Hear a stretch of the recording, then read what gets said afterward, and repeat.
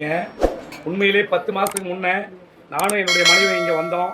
குடும்பத்தில் கடன் தொந்தரவு 3-4 வருஷமாக ரொம்ப கஷ்டம். சாயந்தரம் 7 மணிக்கு ஐயா அவர்கள் சாமி கூப்பிட்டாங்க. நாங்களும் காலையிலேருந்து வெயிட் பண்ணி பார்த்தோம். கூப்பிடும் பொழுது சின்ன சேலம் தலைவன் தலைவி வாங்கினாங்க.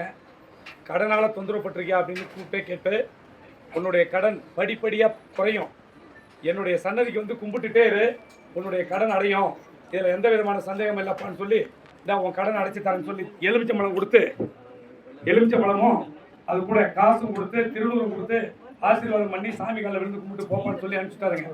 அதே மாதிரி என்னுடைய கடன் வந்து இப்போ ஒரு 6 மாதத்துக்குள்ளார என்னுடைய இடம் வந்து நல்ல விலைக்கு 1 கோடி ரூபாய்க்கு ஒரு இடத்த விற்றேன். 16.25 சென்ட் இடத்த கொடுத்தோம். ஆனால் 29 சென்ட் இடத்த வாங்கினேன். ஒரு சென்ட் 9.77 மேலே கொடுத்தேன். 1,59,00,000 கொடுத்துட்டு 1,40,00,000 நல்ல இடமாகவும் வாங்கிட்டேன். அதே மெயின் ரோட்டில் கடனும் ஒரு 25 லட்சத்தை அடைக்க முடிஞ்சது. அது மட்டும் இல்லைங்க, இங்கே வந்து ஒவ்வொரு தடவையும் கும்பிடுறாங்க. நாங்கள் 2-3 தடவை வந்தோம். போன தடவை எங்கள் பையன் வந்தாருங்க. எல்லாமே நல்லா சிறப்பாக இருக்குதுங்க. யாரும் சக்தி உள்ள சாமி 15 வருஷமாக கும்பிட்டு இருக்கோம். குறைவர் கருசாமிகிட்ட கும்பிட்டு இருந்தோம். அன்றைக்கி அதே மாதிரி அவர் ஐயா இல்லை, இங்கே வந்து எங்களுக்கு யூடியூப் பார்த்து தான் வந்தோம்.